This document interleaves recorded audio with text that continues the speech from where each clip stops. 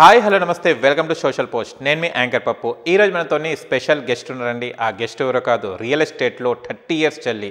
Real estate అనగానే ఈ మధ్యకాలంలో మనం వింటున్నాం, కానీ 30 ఇయర్స్ నుంచి వెళ్ళి ఎన్నో వెంచర్స్ని కొనుగోలు చేపించారు. అండ్ చాలామంది మంచి మంచి ఐడియాస్, టిప్స్ ఇచ్చారు.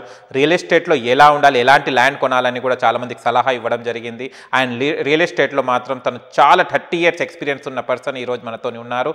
అతనే డాక్టర్ నంది రమేశ్వరరావు గారు మనతోని ఉన్నారు. అండ్ రియల్ ఎస్టేట్ అంటే ఏంటిది, అసలు ల్యాండ్ ఎక్కడ కొనాలి, తన అనుభవం ప్రకారం కొన్ని డౌట్స్ ఉన్నాయి, తనని అడిగి తెలుసుకోవడానికి ప్రయత్నిద్దాం. ఈ మధ్యకాలంలో అప్పట్లో ఫామ్ ల్యాండ్స్ అంటే తెలియదు, ఇప్పట్లో ఫామ్ ల్యాండ్స్ చాలా తక్కువ రేటుకు వస్తున్నాయని చాలామంది దానికి మొగ్గు చూపెడుతున్నారు. అండ్ తొందరలో లక్షాధికారులు అవుతారని కూడా చెప్పడం జరుగుతుంది. అంటే శాండిల్వుడ్స్ ఇవన్నీ, ఎర్రచందనం ఇవన్నీ పెడతారని చెప్పడం జరుగుతుంది, పెట్టడం కూడా జరుగుతుంది.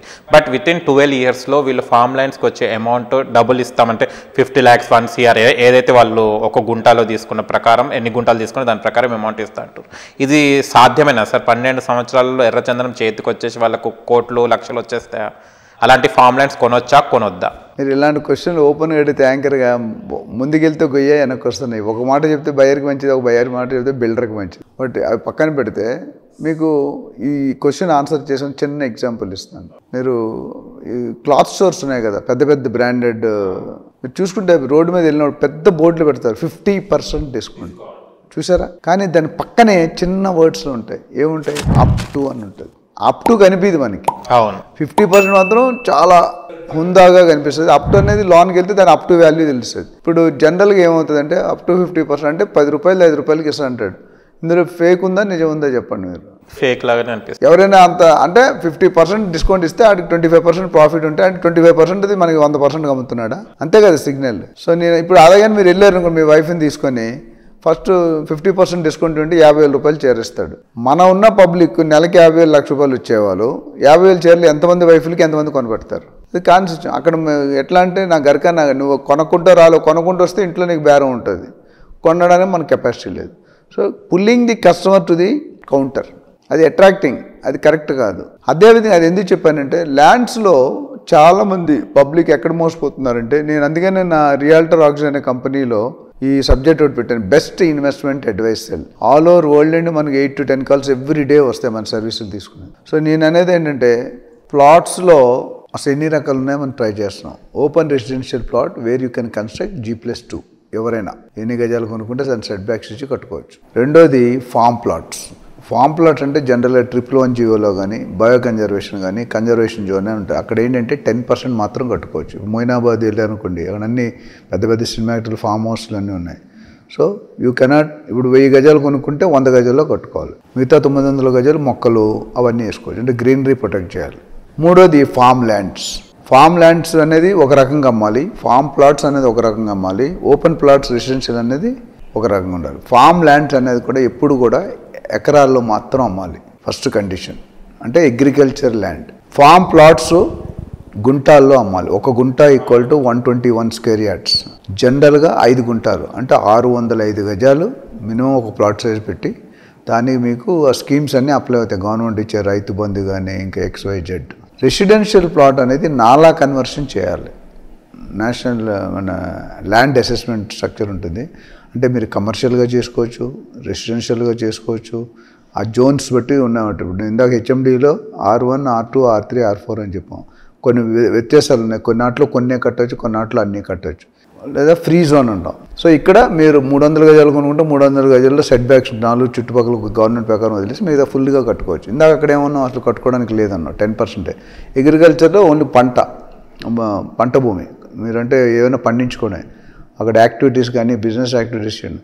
సో చాలామంది ఇక్కడ బిల్డర్స్ ఏం చేస్తున్నారంటే ఫామ్ ప్లాట్స్ని ఓపెన్ ప్లాట్స్ అని అమ్మేస్తున్నారు. దానికి దీనికి రేటు చాలా తక్కువ, అంటే వ్యత్యాసం ఉంటుంది. ఇప్పుడు open plot Shadnagar, Bengaluru highway కానీ ముంబై హైవే కానీ ఏ ఏరియా తీసుకున్నా 30, 40, 50 వేలు. మోకిలా శంకరపల్లి 60 నుండి 80 వేలు. సో అది open plot where you can construct a house for living. But form plot అనేది 5,000 నుండి 3,000 నుండి 10,000 లోపు ఉంటుంది. అగ్రికల్చర్ ల్యాండ్ అనేది ఎకరమే 50 లక్షల ₹1,00,00,000 ఉంటుంది. సో మూడింటికి చాలా తేడా. అయితే మెజారిటీ ఆఫ్ ది పబ్లిక్ సిటీలో ఉన్న వాళ్ళు కొద్దిగా అవగాహన. నేను చెప్పేది బయట అవుట్స్కర్ట్స్లో ఉండేవాళ్ళు. మీరు చూసుకుంటే రేవంత్ రెడ్డి గారు మన ఎంటైర్ స్టేట్ని 3 పార్ట్స్గా విభజించారు. సిటీ నుండి ఓఆర్ఆర్ వరకు అర్బన్ ఏరియా. ఓఆర్ఆర్ అంటే outer ring road. Outer ring road నుండి RRR రీజనల్ రింగ్ రోడ్, అది సబర్బన్ ఏరియా అన్నారు. RRR నుండి స్టేట్ బార్డర్ అంటే తెలంగాణ బార్డర్ వరకు రూరల్ ఏరియా అన్నారు. ఇప్పుడు ఆల్రెడీ మీరు చూసుకుంటే ఓఆర్ఆర్ వరకు ఆల్మోస్ట్ కన్స్ట్రక్షన్ 80-90% అయిపోయింది. రేట్లు మీకు 2 లక్షలు 2,50,000 per గజం. ఇప్పుడు గ్రోత్ కారిడార్ అనేది ఓఆర్ఆర్కి RRRకి 30-40 కిలోమీటర్ విస్తీర్ణంలో ఉంటుంది. ఓఆర్ఆర్ అనేది 165 కిలోమీటర్ సర్కిల్, మీరు పిక్చర్ చూసుంటారు HMDA ప్లాన్లో. అదే RRR అనేది 330 కిలోమీటర్లు, అంటే దీనికి డబుల్ ఆల్మోస్ట్. ఇక్కడ ఏంటంటే గ్రోత్ కారిడార్లు ఏం కట్టమన్నారంటే రేవంత్ రెడ్డి గారు వచ్చాక ఏమన్నారంటే, అంతకుముందు మనకి 2007-8లో HMDA హైదరాబాద్ ప్లాన్ ఉండేది. ఇప్పుడు రేవంత్ రెడ్డి గారు వచ్చాక ఏం చేశారంటే HMDA తెలంగాణ ప్లాన్ 2050. తెలంగాణ అంటే అన్ని స్టేట్లు. ఆయన ఉద్దేశం ఏంటంటే ఫైనల్గా నాకు అర్థమైంది, తెలంగాణ బార్డర్ నుండి మన సిటీకి హైదరాబాద్కి రావాలంటే ఇప్పుడు 3-4-5 గంటలు పడుతుంది. ఈ ఓఆర్ఆర్ ఆల్మోస్ట్ అయిపోయింది. RRR అయిపోతే కనుక 1.5 to 2 అవర్స్లో ఏ మూలని స్టార్ట్ చేసినా, తెలంగాణ ఒక ట్రయాంగిల్ షేప్లో ఉంటుంది మీరు చూసుకుంటే, ఏ బార్డర్ నుంచి స్టార్ట్ చేసినా సిటీలోకి 1.5 to 2 అవర్స్లో రావాలి. ఓకే, సో ఇది దీని తాలూకా ప్లాన్. సో దీనివల్ల ఏమవుతుందంటే మధ్యతరగతి కుటుంబీకులు ఇప్పుడు కోకాపేటలోను, నార్సింగ్లోను, గచ్చిబౌలి ఎవరు కొనుక్కునే పరిస్థితి లేదు. 2 కోట్లు 3 కోట్లు ఒక ఫ్లాట్ కావాలని. ఇప్పుడు నేను బంజారాహిల్స్ ఉంటాను రోడ్ నెంబర్ 3లో, అడుగు 15 నుండి 20 వేలు అమ్ముతున్నారు అడుగు. ల్యాండ్ 3.5 నుండి 4 లక్షలు పర్ యార్డ్. ఎంతమంది కొనుక్కోగలుగుతాం? సో ఈ mega plan HMDA mega plan ఏదైతే ఉందో దానివల్ల ఏమవుతుందంటే సిటీ అన్ని పక్కల శాటిలైట్ టౌన్షిప్స్ కట్టమన్నారు, ఫార్మా క్లస్టర్స్ కట్టమన్నారు, sports city, health city, industry zone, ఇవన్నీ కూడా పెంచితే ఏమవుతుందంటే ల్యాండ్ యూసేజ్ పెరుగుతుంది కదా. ఇప్పుడు అంతా ఖాళీ పడి ఉంది ల్యాండ్. కొంత ఆ ల్యాండ్ ఎక్కువ అయినప్పుడు రేట్లు కొంచెం తగ్గే అవకాశం ఉంది, మధ్యతరగతి వాడు కొనుక్కునే అవకాశాలు బాగా ఉంటాయి. ఇది మెయిన్ బెనిఫిట్. సో జనాలకి నేను అడ్వైజ్ ఇచ్చేది ఏంటంటే, ఎవరైనా 50 లక్షల కోటి రూపాయలు లైఫ్లో కష్టపడి 20-30 సంవత్సరాలకి ఎర్న్ చేసుకొని ఇల్లు కొనుక్కుంటారు. ఆ కొనుక్కునేటప్పుడు మనం ఎవరైనా ప్రొఫెషనల్ ఏజెంట్ పెట్టుకోవడం బెటర్. ఎందుకంటే గైడ్ చేస్తాడు. ఆయనకి ఏదో 1%, 2% ఇవ్వాలని మనస్తే 98% పోతుంది. సో నేను జనరల్గా చెప్పేది ఏంటంటే, take an advice and professional experience. ఎందుకంటే లొకేషన్ సెలెక్ట్ చేసుకున్నప్పుడు బిల్డర్స్ చాలా పారామీటర్స్ తెలియదు, మనకు తెలియవు. డబ్బులు సంపాదించడం వేరు, డబ్బులు ఖర్చు పెట్టడం వేరు. సో ప్రొఫెషనల్ అడ్వైజర్ని పెట్టుకుంటే, రియల్ ఎస్టేట్ రేరా లైసెన్స్ ఉన్నాడు, కొద్ది మార్కెట్లో నేమ్ ఉన్నవాడు, 10 సంవత్సరాలు అనుభవం ఉన్నట్టు చూసుకుంటే మనకి వాల్యూ ఎడిషన్ ఇస్తాడు. అలాంటివి చేసుకుంటే కనుక there investment will be safe. జనరల్గా మేము మా కంపెనీలో ట్రైనింగ్ 12,000 మందికి ట్రైనింగ్ ఇచ్చానని చెప్పాను. ట్రైనింగ్ ఇచ్చినట్టు ఒకటే చెప్తాం, హానెస్టీ, ఇంటిగ్రిటీ. కమిషన్ కోసం పని చేయకూడదు, కస్టమర్ సాటిస్ఫాక్షన్ కోసం పనిచేయాలి.